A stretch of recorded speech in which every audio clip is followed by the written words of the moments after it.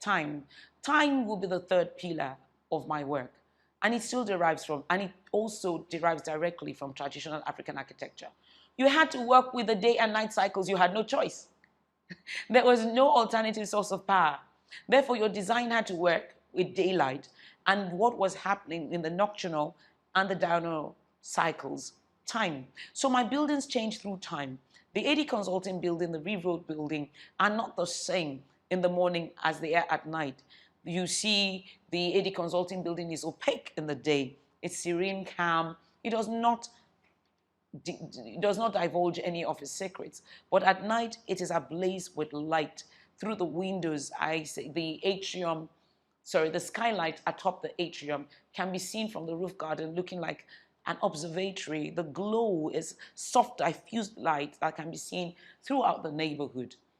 The buildings are my buildings are completely different from night to day. But then, beyond that, the element of time that there's an element of time that I'm passionate about and I've seen people resonate with in a way that delights my heart. It is the way my buildings unfold through time as you progress through it. So take the build 829 Road 2.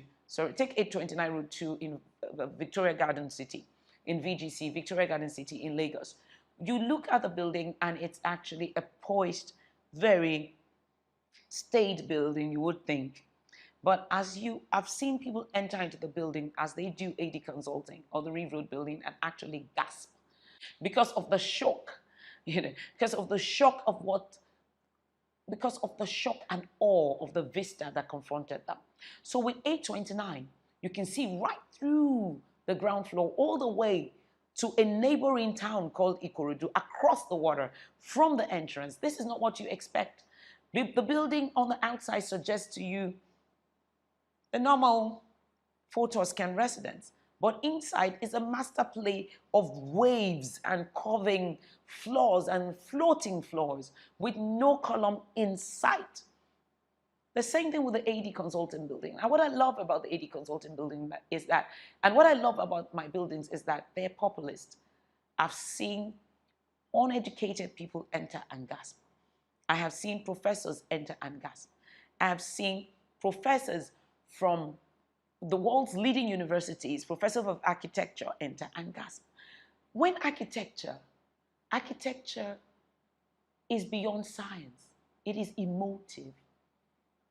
Science solves problems but does not touch the emotions necessarily. But architecture is art. I see, I resonate, I'm passionate, I'm touched, I'm enthused, I'm delighted, I'm invigorated, I'm inspired. That is art, that is architecture. It moves the emotions. It is not building engineering. It's not shelter. It's not function. There is another dimension, an emotive dimension. As you proceed through my buildings, they unfold layer by layer. I say they're ladies. Yeah, they are aristocratic ladies.